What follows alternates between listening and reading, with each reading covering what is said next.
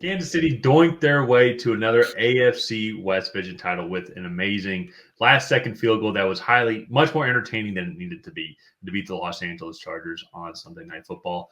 Now they get to fly to Cleveland, take on Jameis Winston and the Browns. My name's Tyler, here with my brother Ryan, and we're going to break down this Week 15 matchup between the Chiefs and the Browns.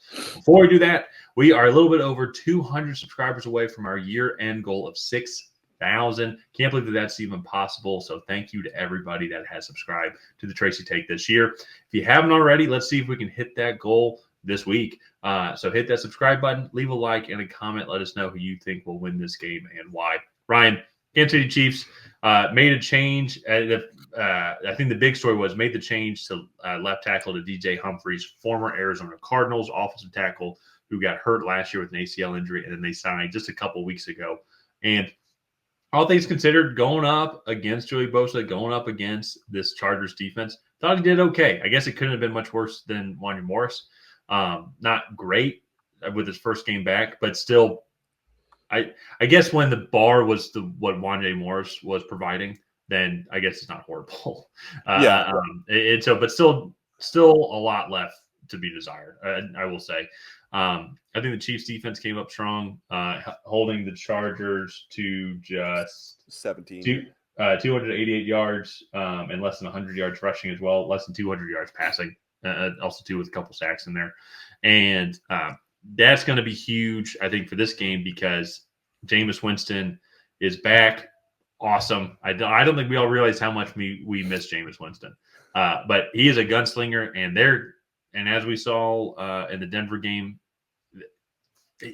this Cleveland Browns offense now can be explosive. It can also be very turnover prone. And so, you don't really know what you're going to get. The Browns don't even know what they're going to get each and every play. Yeah. That's what I think is kind of scary going up against this Browns team for this Chiefs team. Yeah, and honestly, the Chiefs have been a little turnover prone this year as well. And one thing about DJ Humphries, he did leave with a hamstring injury, and I do not think he returned in the game. So we'll have to keep an eye on that as well. But I keep saying this every single week. I don't know how this Chiefs team keeps doing this. They didn't lay an egg yesterday. They still had a decent offensive performance, but they're an inch away from going to overtime in week one. They're, in my opinion, questionable pass interference call away from losing to Cincinnati. At the very worst, it's just a stupid play by a defender to set them up because he didn't have to go up for the ball that way. The Falcons was a pass interference call that was a miss that would have put the Falcons first and goal at the 1 with less than 5 minutes left. Granted, there's less than 5 minutes left, but still. Then go down to the Buccaneers game where they won the coin flip in overtime and go down and score a touchdown. The Broncos game, they block a less than 40-yard field goal to win. The Panthers game, they won an overtime there as well. The Raiders game was much closer than it needed to be. Actually, didn't they miss a game-winning field goal? The Raiders? No. Oh no, that was the fumble one. That was the fumble one, which was controversial in its own right. And then now they doink in a game-winning field goal. So that's 8 games right off the bat where it's the Chiefs are just constantly playing with fire. Well, go ahead, finish your point. And I know the Browns are 3-10, but we were talking about this before the video started. This is very much a trap game for them because this is the exact type of team that Jameis Winston is definitely going to come in there with the F it mentality and start throwing the rock all over the yard. And this defense can get after it. Myles Garrett is going to have a field day with these tackles. And they need to get the ball out of Patrick Mahomes' hands very quickly because if he's holding on to the ball longer than 2.5 seconds, I am more than confident that the Browns are going to get there a majority of the time. That is what they kind of started to do against the Chargers after 3 first-half sacks last night, where all right, Patrick Mahomes is taking a 3-step drop and throwing a slant or a fade or a screen, getting the ball out of his hands as quickly as he can because they just can't block people on the edges right now. Yeah. No, and that was going to be my point is for this matchup here, Myles Garrett to me is going to be the guy that you're holy cow, you might have whatever side Travis Kelce's on, you might or Myles Garrett is on, you might have Travis Kelce or Noah Gray line up to help out a little bit with blocking just to slow them down. But it's not just that too, though. Then this Browns defense, this Jim Schwartz defense is just solid.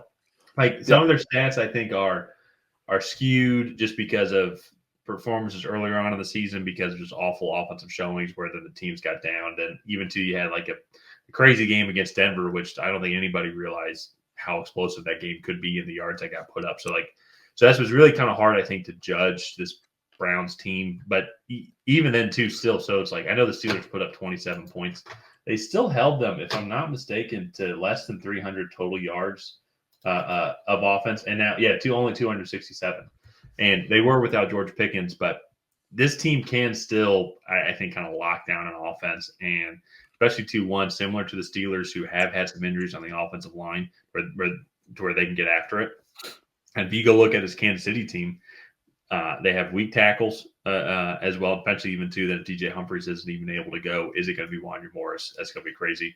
But even too, in that going back to the Steelers example from last week, they didn't have the weapon that they normally have in George Pickens, and the Chiefs they're without Rashee Rice. I mean, they do have DeAndre Hopkins, yes, but they are smart enough. Like Andy Reid, smart enough coach. Patrick Mahomes' greatness can get the ball to them at times. But they can absolutely stall out. They can be inconsistent. I think this Browns team can cause that. Now, on the flip side, though, this Kansas City Chiefs defense is top notch. They're one of the better ones in the league. They do give up a decent bit of passing yards, but at the same time, though, too, for as much as they have had these close games, they've been leading, I think, a decent bit, or it's been very close in those fourth quarters. Like in the second half, so teams are passing against them to kind of stay up and to stay in the game as well. So I think that's where maybe it's a little bit skewed because they do have one of the top defensive lines in the league. And with that, I was saying they're third in overall rushing yards allowed as well. So Cleveland's not really going to be able to rush it, or it's going to struggle to at least. And they have offensive line issues as well. Just they've been battling injuries all season also. So this is going to be a very interesting matchup here because it's like you have the greatness and the consistency, but definitely not at their best, Kansas City Chiefs. But then you have Jameis Winston, Jerry Jeudy's found a resurgence. I think he's going to be campaigning for Jameis Winston to be the quarterback next year, with all the targets and yards that he's been getting. But they can go and score, it seems like, on any play.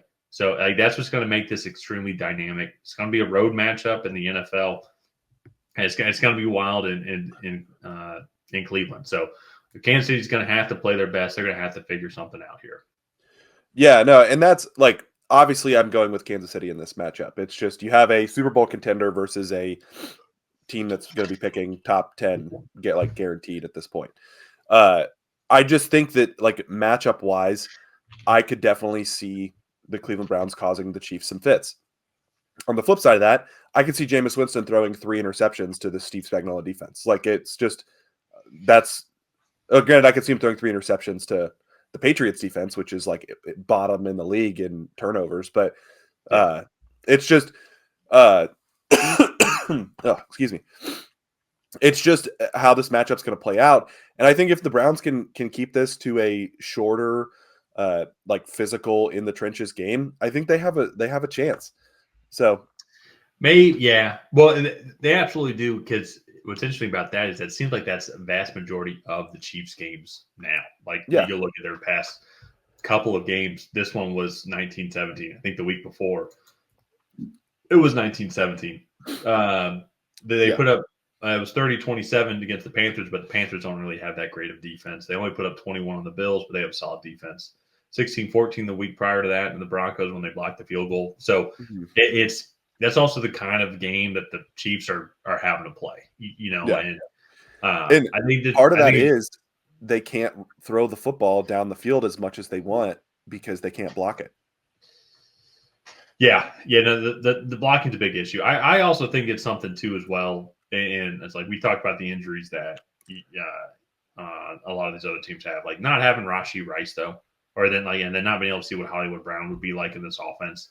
That would take a huge pressure off of this team, and all the other guys are doing well. Again, DeAndre Hopkins, I think, was a great pickup.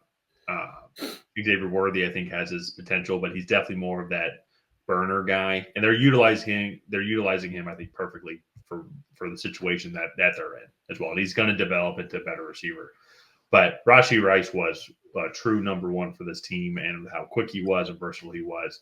I think that's what, to give credit to the Chiefs. They are battling a lot of injuries as well, a lot of key injuries to star players. And so I'd be curious what this team would look like if they had that in there, like even as we saw in the Ravens and the Bengals game as well, and shoot, even the Falcons too, like how effective he was and how defenses had to look out for Rashee Rice. So they're still battling it out. It's just part of the season.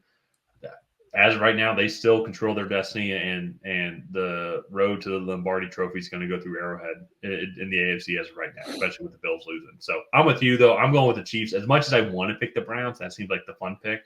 I'm up 9 games on you in our season-long competition, so I feel like I got to make smart picks here. But absolutely possible could see the upset.